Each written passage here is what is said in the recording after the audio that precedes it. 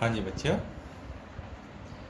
पिछले video lecture च आपां पढ़िया system of particles and rotational motion unit 5th ਦੇ ਚੈਪਟਰ ਦੇ ਵਿੱਚ moment of inertia of a uniform circular ring.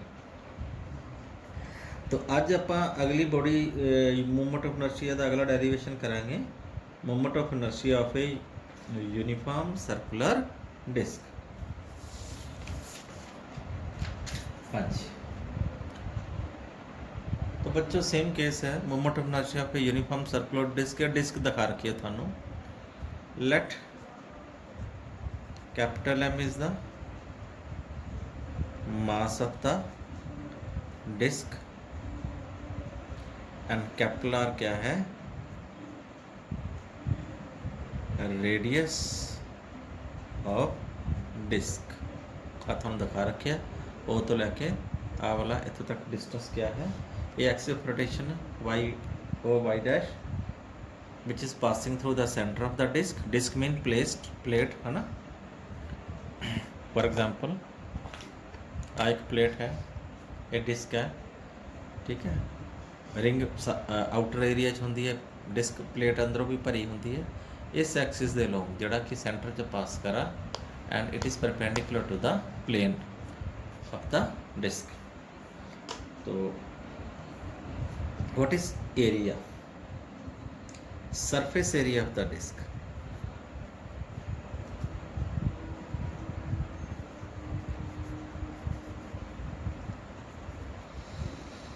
तो सरफेस एरिया तो असं लिख सकते हैं pi are square. Then what is mass per unit area, mass per unit area of the disc. तो क्योंकि जड़ा पिछला टॉपिक सी उहदे च आपां मास पर यूनिट लेंथ पता किया सी, क्योंकि body was a linear body एक लाइन दे लॉन्ग सी, लेकिन इहदे च की है बॉडी फैली हुई है, एक एरिया दे लॉन्ग है, ताही सरफेस एरिया लिया। तो मास पर यूनिट एरिया लवांगे इत्थे m upon pi are square. ना इत्थे एक नवी चीज़ है, we will consider a small element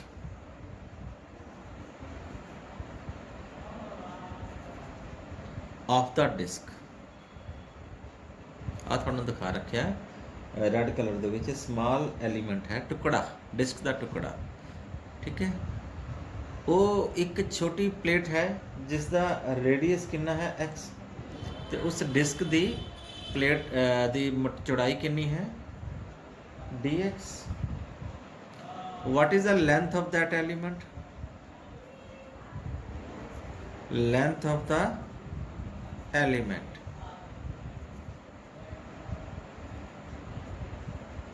2 pi x। Means जे इसनों प्लेट चों कट लिया जाए, कट के तेनों सीधा कर लिया जाए, बिल्कुल ऐ खोल लिया जाए, राइट। आ लेंथ की हो जाएगी सरक्यूमफ्रेंस यदि 2 पाई x, क्योंकि x क्या होता रेडियस घेरा सरक्यूमफ्रेंस। तो चौड़ाई कितनी है यदि dx, आ पट्टी की चौड़ाई कितनी है dx। Then what is the surface area of the element, surface area of the element. क्योंकि ये हम रैक्टेंगल बन गया ना, तो रैक्टेंगल का एरिया होएगा लंबाई इंटू चौड़ाई। तो लंबाई है 2 पाई x, तो चौड़ाई होगी यदि dx, तो 2 पाई x dx आ गया अपने को surface area of the element. What is the mass of that element, असी इस एलिमेंट का मास कैलकुलेट करेंगे, मास ऑफ द एलिमेंट। तो मास पर यूनिट एरिया दिता सी अपन को m upon pi are square into 2 pi x dx। तो पाई ना पाई कटिया गया, की रह गया अपने को 2mx dx upon R square. ये अपने को रह गया mass of the element. Now we can write moment of inertia.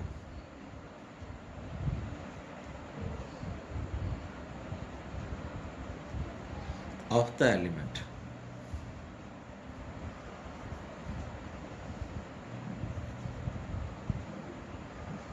Moment of inertia बच्चों आप पढ़ चुके हैं हुंदा की फार्मूला है mass into square of the distance distance the square ठीक है जी तो मास बच्चों आज थोड़े सामने लिखिए that is a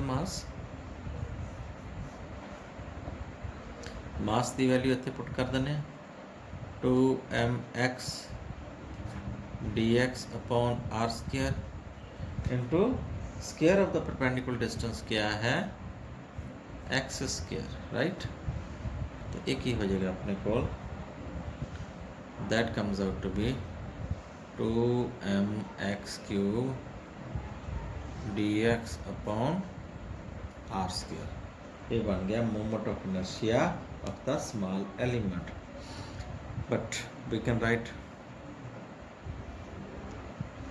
moment of inertia of the circular disk whole circular disk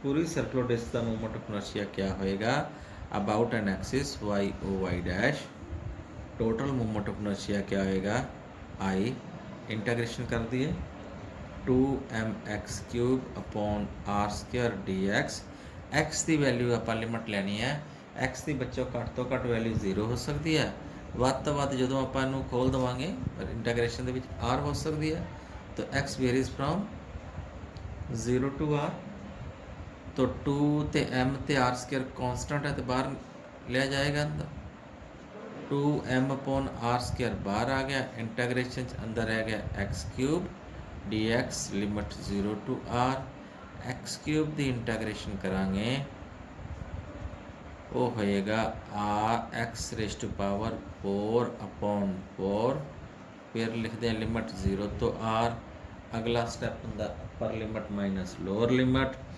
4 नू बाहर कट देंगे 2 ना कटिया जाएगा मोमेंट ऑफ इनर्शिया आ जाएगा बाहर है 2m upon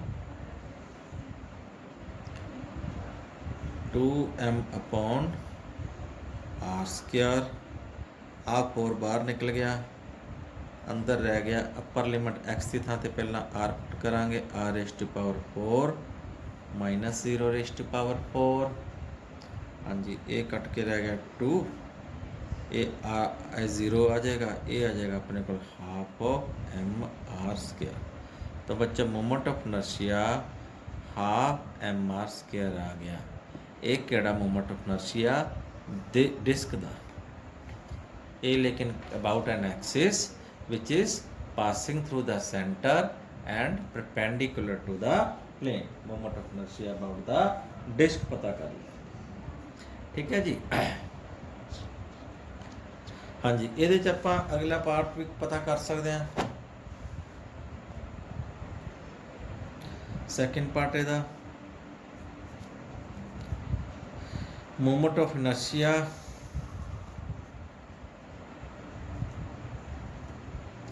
about the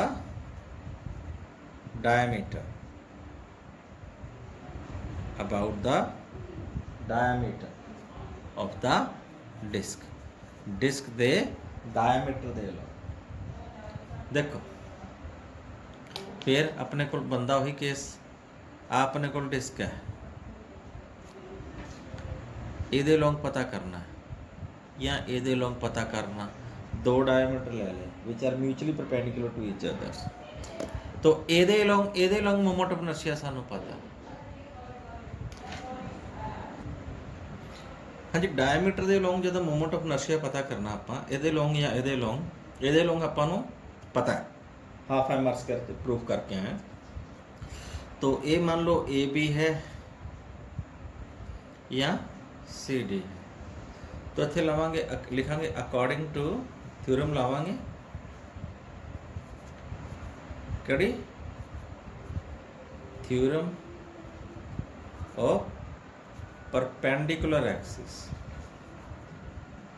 according to the theorem of perpendicular axis. ਹੁਣ moment of inertia about two axes which is mutually perpendicular, AB plus moment of inertia along CD, ਇਹ ਦੋਨੋਂ ਕਿਹਦੇ ਬਰਾਬਰ ਹੁੰਦਾ? ਇਹਨਾਂ ਦੋਨਾਂ ਦੇ perpendicular moment of inertia I ਆਪਾਂ ਪ੍ਰੂਵ ਕਰਕੇ ਆਏ ਬੱਚੋ ਪਿੱਛੋਂ ਹਾਫ ਆਫ mr ਸਕੁਅਰ। ਠੀਕ ਹੈ ਜੀ।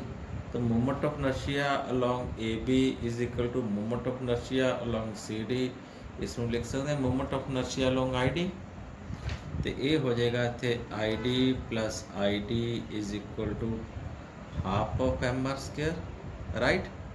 तो ID बन जाएगा अपने को 1/4 mr स्क्वायर, और 2ID बन जाएगा ना जोड़ांगे, तो 2 थले आके की बन गया 1/4 mr स्क्वायर। पहला भी उस तो हाफ सी, ਹੁਣ भी हाफ हो गया। नाउ केस होर भी बना सकते हैं, third case, that is moment of inertia about tangent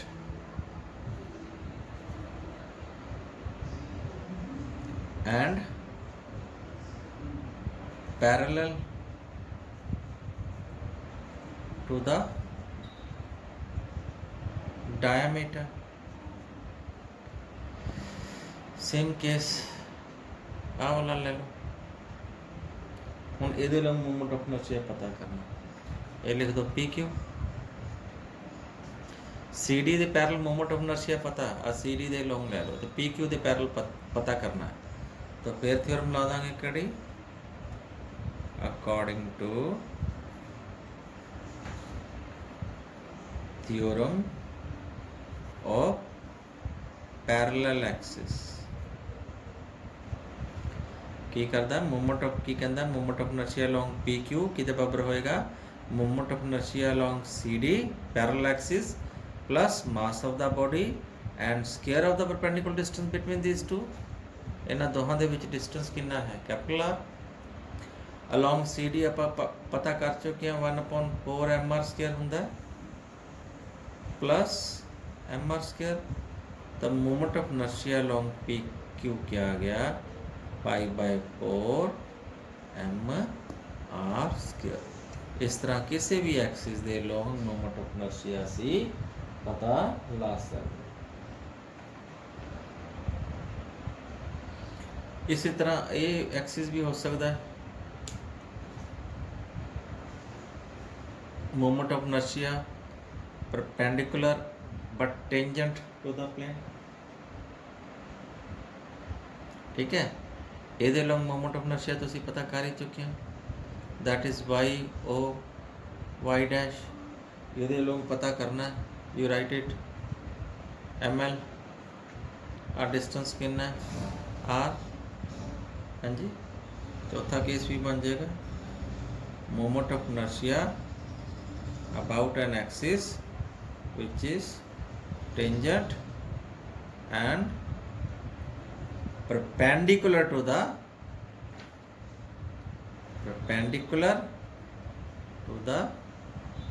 plane, ਜਿਹੜਾ ਕਿ plane ਦੇ perpendicular ਆ ਵਾਲਾ, ਇਹ 90 डिग्री ਦਾ एंगल बना ਰਿਹਾ plane ਨਾਲ। तो फिर ਇੱਥੇ ਲਾਵਾਂਗੇ according to theorem of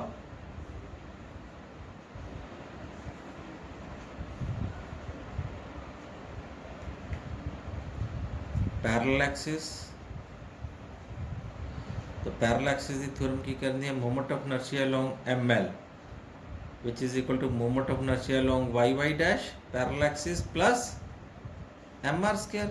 ये बच्चों आप पहले डेरिवेशन प्रूव की सी, हाफ ऑफ mr स्क्वायर सी प्लस mr स्क्वायर। तो moment of inertia along ml की आ जाएगा 3/2 mr स्क्वायर। ठीक है जी। तो मोमेंट ऑफ इनर्शिया डिस्क का किसी भी एक्सिस के लोग प्रूव किया जा सकता। ठीक है। तो बॉडी डेरिवेशंस तो बहुत है, लेकिन सिलेबस कलियां दो ही ने, दो मैं कराती हैं, लेकिन फार्मूले थानू सारिਆਂ ਦੇ पता होना चाहिए। थोड़ी बुक चुकूंगे तुसी बुक के विच टेबल दिता होएगा, तो टेबल मैं थोड़े सामने दिखाना थानू। Option correct. तो याद रखियो टेबल दी वैल्यूज जरूर याद करनी है। यूनीफॉर्म राड तो समझते हो ना, छड़ी। Perpendicular to the rod and passing through centre, मतलब जिवें मान लो पेन ही है, ये राड शेप का हो गया पेन। तो यदा मूवमेंट ऑफ इनर्शिया पता करना है, पासिंग थ्रू द सेंटर, जो सेंटर चो लंघदा होवे इत्थों बचा लियो, तो परपेंडिकुलर होवे उपर नूं होवे, समथिंग लाइक दैट। तो यदा मूवमेंट ऑफ इनर्शिया पता करना। वैल्यू याद रखनी है 1/12 ml²। L is length, M is mass. Okay, आ रहा नजर ना। Then is moment of inertia about a rectangular plane lamina। Plane lamina होंदा रेक्टेंगुलर प्लेन, लंबाई तो चौड़ाई, L लंबाई है, B चौड़ाई है, तो ml² + B²/12 आ जाएगा। Movement of inertia of the ring mr² की डेरिवेशन की है। Movement of the inertia of the ring about diameter, ये भी डेरिवेशन की है। डिस्क की डेरिवेशन की है, डायमीटर वाले डिस्क की डेरिवेशन की है। एनुलर सिलेंडर और ये रिंग एक ही चीज़ होंदी है। एक ऐसा सिलेंडर जिस दियां मतलब 2 रेडियस हों, राइट नॉट राइट। मैं डायग्राम बना के समझाना था, मैं कहना की चाहना है कड़ी बॉडी है, समथिंग लाइक दैट।